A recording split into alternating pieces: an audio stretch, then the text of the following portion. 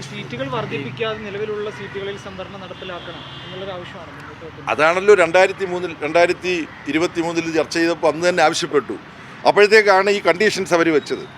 2023 സെപ്റ്റംബറിൽ പാസ്സാകുമ്പോൾ തന്നെ പുതിയ സെൻസസിന് ശേഷമുള്ള ഡീലിമിറ്റേഷൻ എന്ന് പറഞ്ഞാൽ ഇവർക്ക് ഇവരുടെ കുതന്ത്രങ്ങളൊക്കെ ചെയ്യാൻ സാവകാശവും സമയവും വേണം. പച്ചയ്ക്ക് പറഞ്ഞാൽ ആർട്ടിക്കിൾ 370 അട്ടിമറിച്ച് എങ്ങനെയാണെന്നറിയാമല്ലോ. ഞാൻ അതിലേക്ക് പോകുന്നില്ല.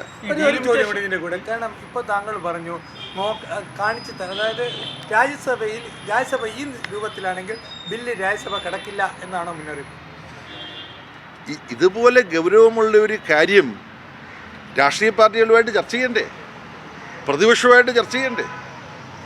അതിന് പകരം പ്രധാനമന്ത്രി ലേഖനം എഴുതുകയാണ്, കത്തെഴുതുകയാണ്. നിങ്ങൾ ആ കത്തെഴുതുമ്പോൾ അതിനകത്ത് ഇതിൻ്റെ അറ്റാച്ച്മെൻ്റ് ഉണ്ടോ? എന്താണ് ഞങ്ങൾ അവതരിപ്പിക്കാൻ പോകുന്നതെന്ന് പറയുന്നുണ്ടോ? ഇല്ല. ഇന്നാണ് 48 മണിക്കൂർ മുമ്പാണ് അതിപ്പോൾ ഇത്രയും പ്രതിഷേധം ഉണ്ടായപ്പോഴാണ് അത് വന്നിരിക്കുന്നത്. അപ്പോൾ അത് ഞങ്ങൾ നോക്കട്ടെ, എങ്ങനെ അമെൻമെൻറ്റ് അവതരിപ്പിക്കണമെന്ന് ഞങ്ങൾ നോക്കും. ഈ ഡീലിമിറ്റേഷൻ കൊണ്ട് അവരൊരു വലിയൊരു ഗൂഢാലോചനയാണോ നടത്താൻ വേണ്ടി ഉദ്ദേശിക്കുന്നതെന്ന് അങ്ങ് സംശയിക്കുന്നു. കാരണം നേരത്തെ പറഞ്ഞതുപോലെ തന്നെ ആസാമിലെയും ജമ്മു കാശ്മീരിൻ്റെയും അനുഭവം മുന്നിലുണ്ട്. ഈ സാഹചര്യത്തിൽ അവരുടെ വിജയം 2029 ഉറപ്പിക്കുന്ന തരത്തിലുള്ള അല്ല, കഴിഞ്ഞ ലോക്സഭാ തെരഞ്ഞെടുപ്പിൽ ഈ എത്രയോ 54 64 നെഞ്ച് വീതിയുള്ള ഈ പ്രധാനമന്ത്രി തോറ്റല്ലോ. നരേന്ദ്രമോദിക്ക് ഇപ്പോൾ ഭൂരിപക്ഷമില്ലല്ലോ ലോക്സഭയിൽ. 2014 2019 ഉണ്ടായിരുന്നല്ലോ, അത് പോയല്ലോ. അപ്പോൾ ആ ഭൂരിപക്ഷം പോയ നരേന്ദ്രമോദി എങ്ങനെയാണ് ഇനി ഭൂരിപക്ഷം തിരിച്ചുണ്ടാക്കുക? അതിനുള്ള കുതന്ത്രങ്ങൾ ആലോചിക്കുകയാണ്. ഈ കുതന്ത്രങ്ങൾ ചെയ്യുന്നതിനകത്ത് ഇവർ കുപ്രസിദ്ധരാണല്ലോ. ഇപ്പോൾ ഇന്ത്യൻ ഭരണഘടനയിൽ പൗരത്വത്തിന് മതം ഒരു മാനദണ്ഡമല്ല. CAAയിൽ വന്നല്ലോ, മതം വന്നല്ലോ. അപ്പോൾ ഇതിൻ്റെ അടിത്തറ ഇന്ന് അംബേദ്കറുടെ ദിവസമാണ്, ഭരണഘടനാ ശില്പിയുടെ ജയന്തിയാണ്, അദ്ദേഹത്തിൻ്റെ ജന്മദിനമാണിന്ന്. യാദൃശ്യമായിട്ട് നമ്മൾ സംസാരിക്കുകയാണ്. ഭരണഘടനയെ മനുവാദ സിദ്ധാന്തത്തിന് അനുയോജ്യമായ വിധത്തിൽ എങ്ങനെ മാറ്റിയെടുക്കാമെന്ന് ഇവർ നോക്കുകയാണ്. അതിൻ്റെ ഒരു ഭാഗമാണ് ഇപ്പോൾ ഈ നടക്കുന്നത്.